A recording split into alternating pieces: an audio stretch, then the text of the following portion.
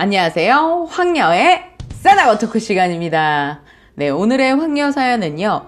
결혼을 결심한 어느 한 여성이 상견례 자리에서 충격적인 사실을 알게 되면서 파혼을 하게 되었다는 내용의 사연입니다. 사연 읽기 전에 구독과 좋아요, 많은 공유 부탁드릴게요. 제가 어릴 때까지는 저랑 부모님 딱 세 식구 별 문제 없이 행복하게 잘 살고 있었습니다. 저희의 행복은 아버지가 갑작스러운 사고를 당하고 돌아가시면서 모든 것이 그때부터 멈춰버렸어요. 아버지가 사고를 당하셨던 날 그날따라 회사 일이 많아서 야근을 하시고 잠깐 쉬었다. 퇴근하면서 잠깐 의자에 앉아 있다가 깜빡 잠이 들었나 봐요. 아버지는 엄마한테 전화를 해서 사정을 얘기하고 버스가 끊겼으니 택시를 타고 갈 테니까 먼저 자라고 했다고 해요. 엄마는 항상 아빠가 집에 와야 자는 사람이라 새벽까지 기다리다가 밖으로 마중을 나갔었나 봐요. 그런데 밖으로 나간 엄마가 아빠가 사고를 당하고 길에 쓰러져 있는 것을 발견하고 바로 병원으로 옮겼지만 시간이 너무 지났기 때문에 어려울 것 같다고 하면서 의사는 오늘이 고비이니까 지켜보자고 했다고 했는데 끝내 아버지는 견디지 못하셨어요. 저희 가족은 전혀 준비되지 않았던 상황에 엄마는 3일 동안 깨어나기만 하면 기절을 해서 계속 병실에 누워 계셨고 저도 그땐 너무 어려서 어른들이 시키는 대로 했어요. 그렇게 아빠를 보내고 문제는 엄마가 정신을 잠깐 동안 놓아버려서 한동안 힘들었어요. 정신을 되찾는 후에는 오로지 그놈 잡기 위해 경찰서를 하루에도 몇 번씩 출근 도장을 찍었어요. 경찰의 도움을 받아도 진전이 없자 엄마는 결국엔 생업까지 그만두면서 저를 외가에 맡겨두고 그 사고를 친 놈을 찾기 위해 엄마는 안 해본 게 없었어요. 저도 그땐 부모의 손이 한창 필요할 때였는데도 불구하고 그런 엄마한테 저는 아무런 도움도 안 될 뿐더러 짐이 될까봐 눈치가 빠른 저는 알아서 엄마가 신경 쓰지 않도록 모든 것을 혼자서 다 알아서 해결했어요. 결정적인 도움은 어른들의 도움을 받았지만 그 외의 것들은 저 혼자 스스로 다 했어요. 그러다 보니까 저는 일찍 철이 들었고 저와 엄마랑도 사이가 예전 같진 않았어요. 워낙 엄마랑 아빠가 사이가 좋아서 그랬던지 엄마는 아빠의 죽음을 받아들이지 못해서 아빠의 사고 원인을 밝히기 위해 인생을 다 바쳤어요. 공소시효가 지나기 전에 그놈을 잡아야 한다고 가진 노력을 다했죠. 그럼에도 불구하고 범인을 잡을 수가 없었고 경찰에서도 공소시효가 지나자 수사가 미해결로 종결되었어요. 그래도 엄마는 포기하지 않았어요. 세월이 흘러 엄마도 나이가 먹고 하니까 지치셨는지 더 이상 아버지의 사건을 가슴에 묻었어요. 그러면서 저희의 생활도 안정을 찾기 시작했어요. 엄마는 하도 몸을 챙기지 않아서 여기저기 아파서 멀쩡한 곳이 없는 거예요. 그런 엄마는 약을 달고 살았고 저는 저대로 공부에 알바까지 하면서 열심히 살았어요. 그런데 엄마가 너무 몸이 안 좋으시니까 아픈 엄마를 위해서 대학은 포기를 할까 고민을 많이 했는데 외가에서 다행히 도움을 주셔서 전문대를 나와 취직을 했어요. 저는 뒤도 안 보고 정말 열심히 달렸어요. 가끔은 너무 지쳐 힘들었지만 지친 몸을 쉴 수는 없었어요. 도움을 받은 외가에도 그 감사함을 전해야 했고 무엇보다 몸이 쇠약해진 엄마를 위해 열심히 돈을 벌어야 했어요. 저는 뒤돌아볼 새 없이 10년을 달려서 자그마한 아파트도 장만하고 엄마를 위해 어느 정도는 제가 해드릴 수 있는 것이 생기게 되었어요. 삶도 조금 여유가 생기고 하니까 그제서야 저를 좋아한다는 사람도 보이더라고요. 솔직히 여러 사람이 저한테 대시는 했지만 저한테는 그런 것이 시간 낭비로 보여서 절대로 연애를 하지 않았거든요. 목표라고 세워둔 것은 아니었지만 10년을 앞만 보고 오니까 생각했던 것보다 많은 것을 얻을 수 있게 되더라고요. 그래서 이제는 연애에 대한 관심도 가지게 되어서 결혼보다는 가볍게 연애나 해볼까 하는 생각에 지인한테 소개도 받았었어요. 처음 만남에 저도 모르게 그 사람한테 끌림을 느꼈고 그 사람도 저에 대해 관심을 적극적으로 보여서 저희는 만나자마자 장난이 아니었어요. 그동안 연애라는 것을 한 번도 해보지 않아서 모든 것이 처음인 저는 모든 것이 설레고 좋았어요. 이 사람도 연애 경험이 많지는 않아서 서로 맞춰가면서 사귀었어요. 그러니까 서로 다툴 일도 없고 싸움이란 것도 한 번도 해보지 않았어요. 제 주변에서는 저희를 보고 그동안 어떻게 참았느냐는 둥, 저희를 두고 말도 많고 많이 놀려댔어요. 저는 이 사람이 너무 좋아서 결혼까지 생각하고 깊은 사이까지 갔어요.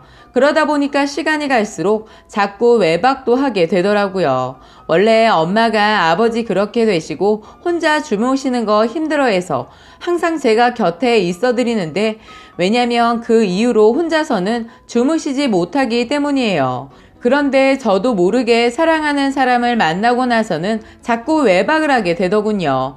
깜빡 자고 일어나면 아침이 되어서 서둘러 집에 가보면 엄마는 뜬 눈으로 밤을 새고 저를 기다리고 있더라고요.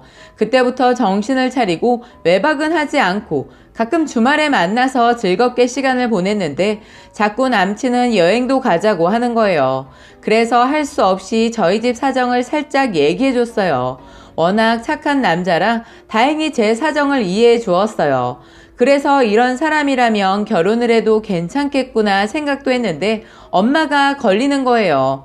남친도 결혼 얘기를 해서 고민을 했는데 엄마 때문에 결혼은 어렵겠다 하니까 이 사람이 그러면 당분간은 같이 살자고 하더군요.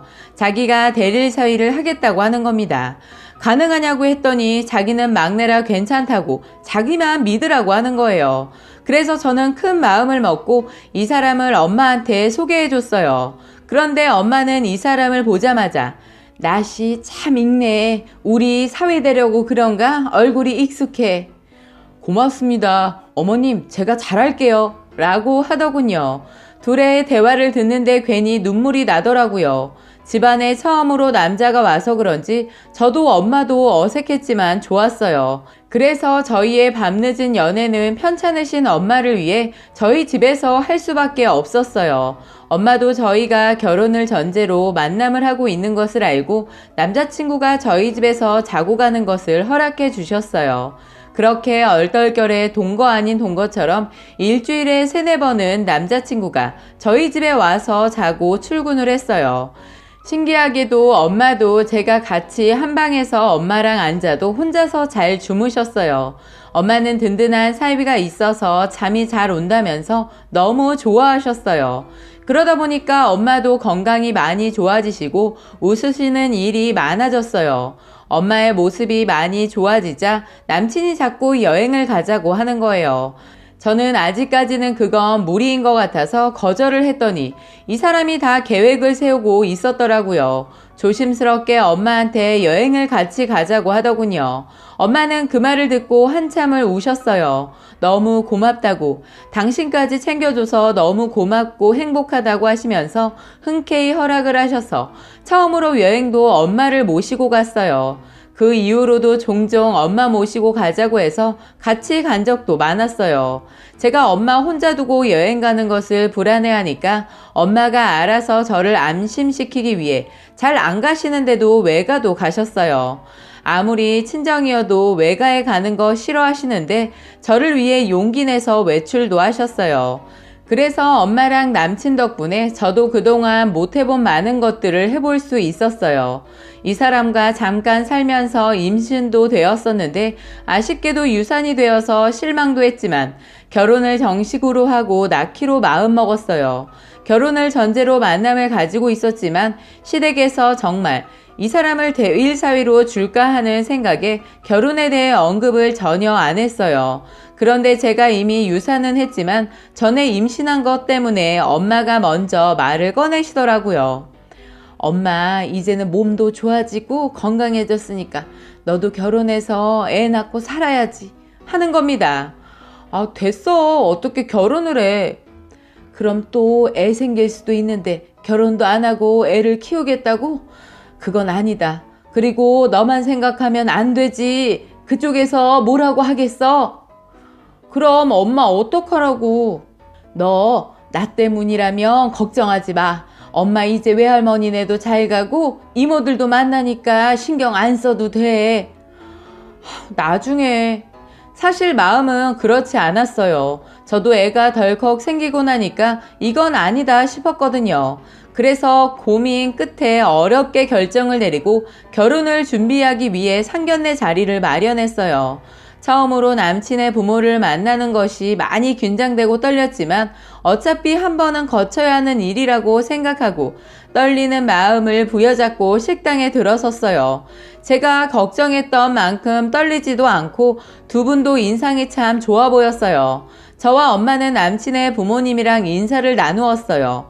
얘기를 나누다 보니까 남친의 큰형이 말을 하다가 갑자기 아버님이 저희가 예전에 살던 동네에서 잠깐 살았다고 말을 하는 거예요.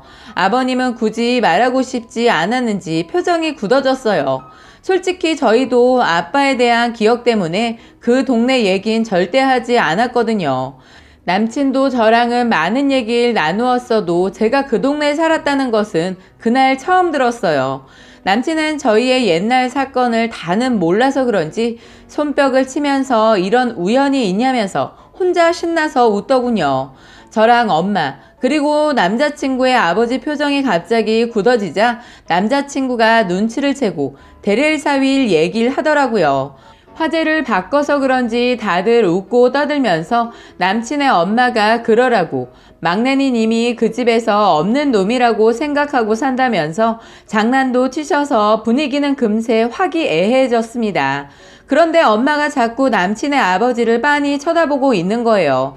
저는 신경이 쓰여서 엄마 어디 아파? 어디 불편한 거야? 라고 했더니 갑자기 남친의 아버지한테 혹시 예전에 머리가 길고 파마를 하지 않았나요?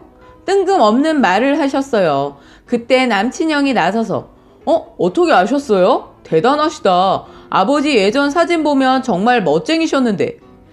그럼 언제 머리를 잘랐는지 물어봐도 될까요? 했더니 큰 아드님이 친절하게도 말을 해줬어요. 저는 느낌으로 이 사람이구나 했어요. 순간 엄마가 쓰러질 것처럼 몸을 비틀거리시더니 이 결혼 못한다 하시는 거예요. 저도 떨리는 몸과 손을 어떻게 할 줄 몰라서 벌벌 떨자 남자친구가 당황해서 저랑 엄마를 부축하자 엄마가 그 더러운 손 떼! 하면서 소리를 질렀어요. 저는 눈물을 계속 흘렸고 엄마는 마음을 진정하시더니 이제야 네 아버지 죽인 살인범을 여기서 보는구나 하셨어요. 다들 놀라서 뭔 일인가 하면서 속닥거리자 남자친구의 아버지가 무릎을 꿇으면서 죄송합니다. 제가 그땐 너무 무섭고 책임질 가족이 너무 많아서 그럴 수밖에 없었습니다. 용서해 주세요. 하더군요. 엄마는 힘겹게 몸을 일으켜 세우고 그 사람의 뺨을 후려치면서 너가 감히 용서? 어디서 용서를 구해? 병원만 바로 갔어도 살았을 사람을 네가 죽인 거야.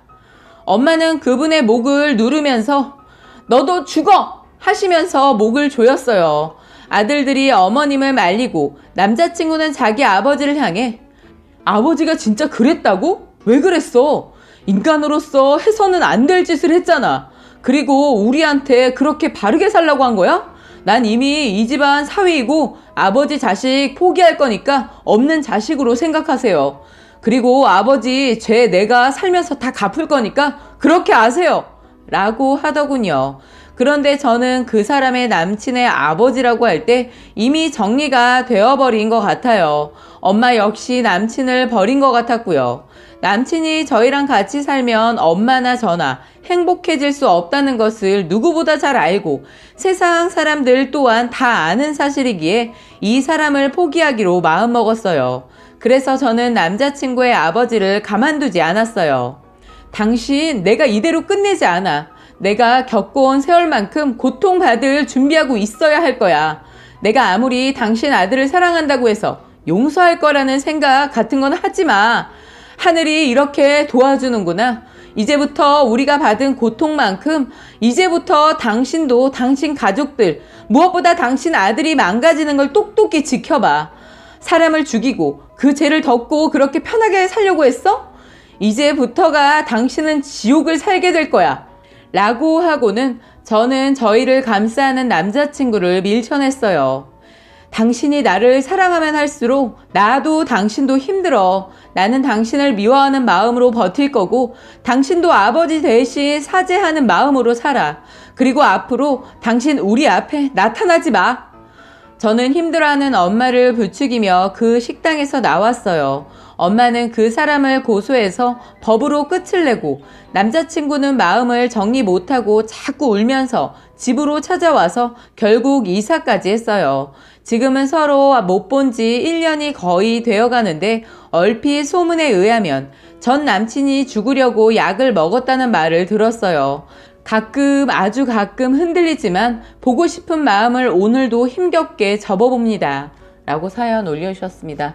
오늘의 사연 여기까지였고요. 많은 공유와 여러분들의 생각이나 느낀 점이 있다면 댓글로 표현해 보시기 바랍니다. 되게 슬프다. 이건 너무 슬픈 이야기인데요.